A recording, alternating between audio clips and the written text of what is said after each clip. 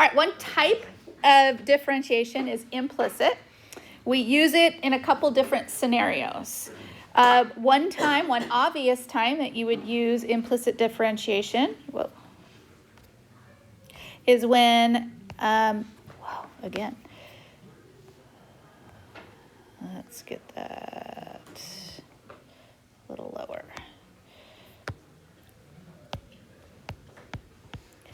Okay, when the graph fails the VLT. Okay, so that would be one situation. It's not a function anymore. It's a function. It's a graph where the VLT, so it's not an f of x. Okay, that would be one situation. Another is when y cannot be isolated. In other words, you cannot get y alone in the equation in any easy manner. If you have y equals, where y is by itself, then you just use regular differentiation. But when you cannot isolate y, then implicit differentiation is the way to go. All right, so you were right, Ethan. We had D, C, F, S, and then we're going to add a little I here at the end if needed.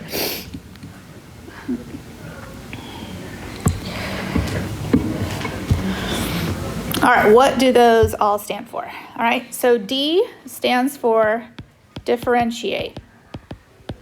We're going to differentiate each term. We might need product rule. We might need chain rule. We might need quotient rule. We might need exponential. We might need all those different kinds.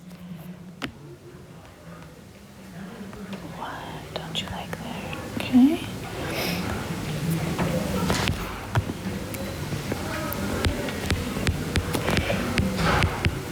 All right, so all of those appropriate rules you'll use, logs, exponentials, whatever. You're going to differentiate each term.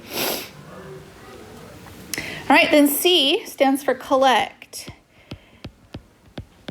You want to collect all dy dx terms to one side.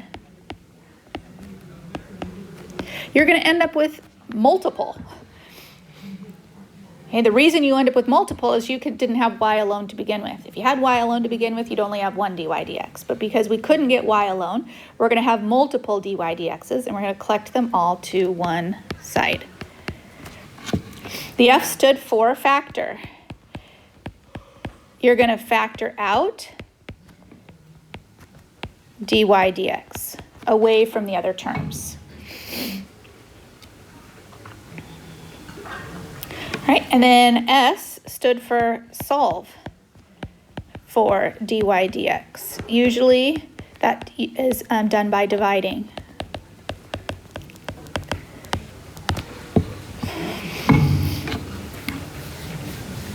Now the I at the end is interpret the result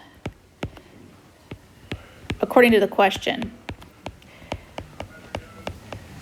It is very unlikely, in an FRQ at least, that you would just have a plain straight out implicit differentiation. It's going to be within a bigger problem. And so there's going to be more questions asked of you, like, okay, now that you've done implicit differentiation, would this be an overestimate or an underestimate? Or it's going to ask you like follow-up questions so that you have to interpret based on the context of the question that you're in. So that's what that last I would be, is to interpret. But for practice, let's just practice a straight out implicit differentiation, okay? One where we're just going to do it straight each term. As we look at this question, it's not easy to get y alone. It would be possible, but you'd need the quadratic formula and you'd end up with a big old awful square root that you'd have to take the derivative of. So it's much easier to approach this implicitly, but realizing that also part of implicit is that there are things implied or invisible. For example, there's invisible parentheses right there that you need to remember. There's also implied parentheses between the 4x and the y. Remembering those parentheses is going to help you remember that your chain rule is appropriate in those situations. Okay, we need chain rule every time we have parentheses. So in fact, I'm going to put parentheses around the x as well so that we remember chain rule in all of those situations. So our derivative is going to look like this. It'll be 2x, and I'm going to be careful about my parentheses right now as we review. And then because of the parentheses, I'll have dx over dx, which of course will simplify to 1, but I'm just being careful right now. The next is going to be a product rule. So I'll start with y as the first term, and then I'll have the derivative of 4x, which is 4 dx dx, again, which that would be 1 once I simplify. The next part of my product rule would start with 4x, and then would take the derivative of what's in those parentheses, so dy dx, minus my final part of my derivative will have 2 parentheses y followed by dy dx. It's those extra dy dx's that are costly if you forget them. If you forget a dx dx, it's not going to matter because those are equal to 1, but when you forget it for the variable y, then the wheels fall off of everything. And then the answer to the other side, the derivative of 7 is 0. That's one place where it's such a little thing, but some people will just forget and they just put 7. They forget that 7 has a derivative also. So that's the differentiate part. Now we want to collect all of the dy dx terms to the same side. I also at the same time can be simplifying the things that are going to be 1. So dx dx, all the dx dx portions would be 1. So I'm going to keep 4x and the dy dx on the left side. I'm also going to keep the 2y and the dy dx on the left side. But using subtraction, I'm going to move 2x and 4y over to the other side as I simplify.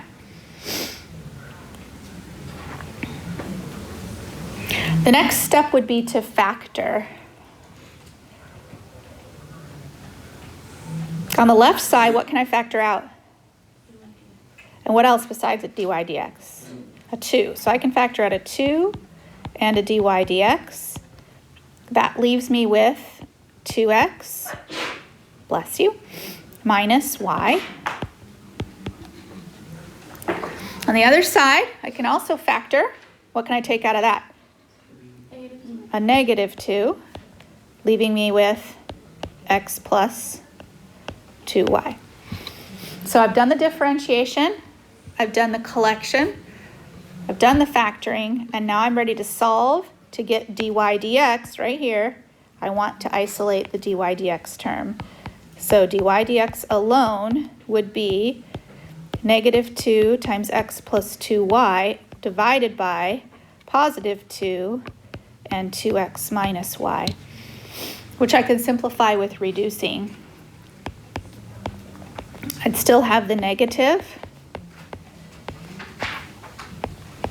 when I reduce away the 2's, and then I can leave that, or as an equivalent answer, I could distribute the negative if you want, and you'll have negative x minus 2y. That would also be fine. It's really up to you. Any equivalent answer when you're working with an FRQ. This doesn't have the interpret piece because it's not part of a contextual problem. Okay, any questions about that? Okay, let's try example 2. Again, I would just look at that with the eyes of, I can't get y alone. I've got a y that's in a natural log, so I'll put the implied parentheses around that.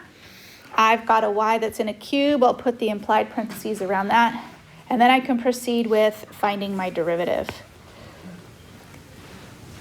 So the derivative would be 3 parentheses y to the second times the chain rule of dy dx.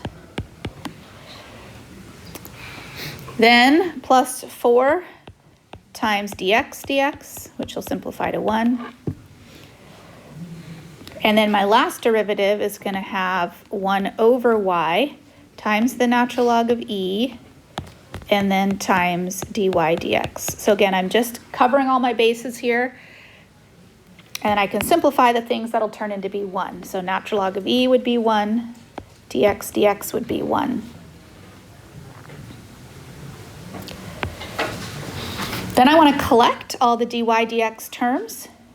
So I'll have 3y squared times dy dx minus 1 over y times dy dx. And then equals, what on the other side? -4, right. And then I could factor out what they have in common. And the only thing that they have in common is the dy dx term, leaving me with 3y squared minus 1 over y being equal to -4. So my final answer, having dy dx alone, would be -4 divided by the quantity 3y squared minus 1 over y. Now that is an equivalent answer. I could clean that up by saying, ooh, I really just don't like having a fraction underneath another fraction. So if you remember that algebra says that you're allowed to multiply everything. So I could multiply by y, and I could multiply by y, but then I have to multiply the top by y. That would be an equivalent result. So that would give me a numerator that had -4. And then it would give me a denominator of 3y cubed minus 1. That's just a little bit more of an attractive answer, but both answers are equivalent and they're fine. Would it be -4y as the numerator? Yeah, thanks. Okay, so then, now we get to the interpret piece. At what point on the graph, if any, is the tangent line to the graph horizontal? Okay, so we're interpreting our result. Well, what does it mean to have a horizontal tangent line? Go ahead. The derivative is 0. Why is the derivative 0? Because the slope of the tangent line would also be 0. Right. Okay, so the derivative should be 0, which means the slope of the tangent line should be 0. And so I'm looking for a point that happens. So I'm going to set my derivative, dy dx, and I'm going to use this value here. And I'm going to set that equal to 0. But not just equal to 0. I would advocate that you do 0 over what number? What's the advantage? Right. Okay, anytime you set something equal to 0 over 1 or 1 over 0, that helps that you've got working towards cross multiplication. Okay, the next step of that is that -4y would be equal to 0. The next step after that is that y must be equal to 0. Does that answer the question? Okay. It answers part of the question, but the question is asking me for what form of an answer? A point. So make sure when you're answering an FRQ that you actually answer the question that's asked. The question is, at what point on the graph? Well, I have part of that, but I don't have the rest. So how am I going to figure out the coordinate of x that goes with this coordinate of y? Where? In the original problem. The original problem is the one that represents the collection of points that is making this graph. So I go back to the original problem and I'll put 0 back in there. So that would give me, everywhere there's a y, I would put in 0. So that would give me 0 cubed plus 4x equals the natural log of 0. What? Well, I don't know. I'm. What do you guys? Yeah. Okay. Is the natural log of 0? No. What's 1? The natural log of what is 1? Natural log of e is 1. What about the natural log of 0? Okay, it does not exist. Okay, so this value of 0 does not exist in this graph. And so there is no such point. Okay, so the question was, at what point on the graph, if any? Okay, so there is no such point.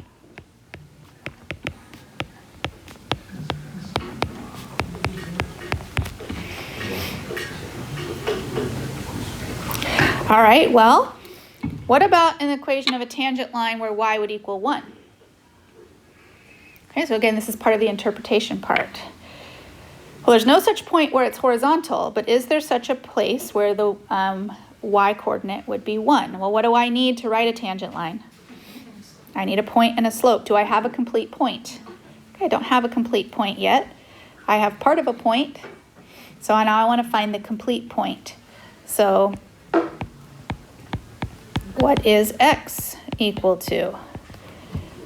So then we take our 1 and we cube it, and then 4x equals the natural log, and then 1 goes in there. Now the natural log of 1 does exist. That is 0.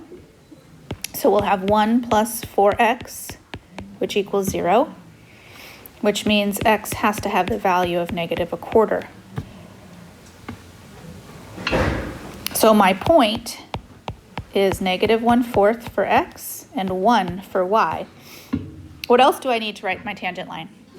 Okay, where am I going to get my slope from? Okay, which part is the derivative in? The answer. Part A, all right. So now I have to answer the question, what is slope equal to? So the slope would be equal to dy over dx. It'll be -4 times y, which was 1, over 3 times 1 cubed minus 1. So -4 over 2. So -2 is my slope. So my tangent line would then be y minus the value of 1, the slope of 2, and x plus 1/4 for the value of x. Yeah. If you hadn't simplified the part in part A, would you have been able to do it? Because you cross multiplied to about 0. If you had not simplified the part in part A, yeah, you would end up multiplying across, right? Which would have given you still no solution. Yeah. So no point exists. Huh? And then remember, for part B, do you not, like, does your work give you the explanation, but you have to actually write something? Yeah, I would probably say since or because the natural log of 0 does not exist. Something like that. All right, so your exam tips for here, okay?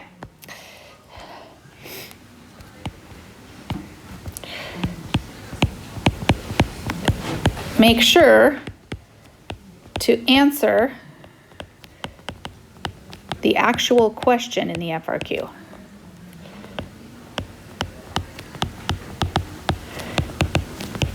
Now, if you fail to answer the actual question, you'll still get points for what you did answer.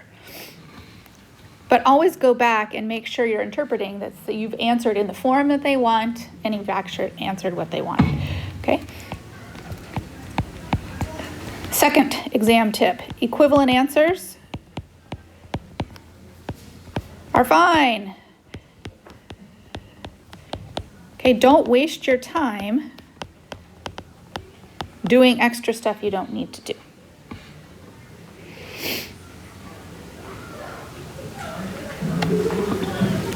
All right, and then the third thing is making sure you know the difference between horizontal and vertical.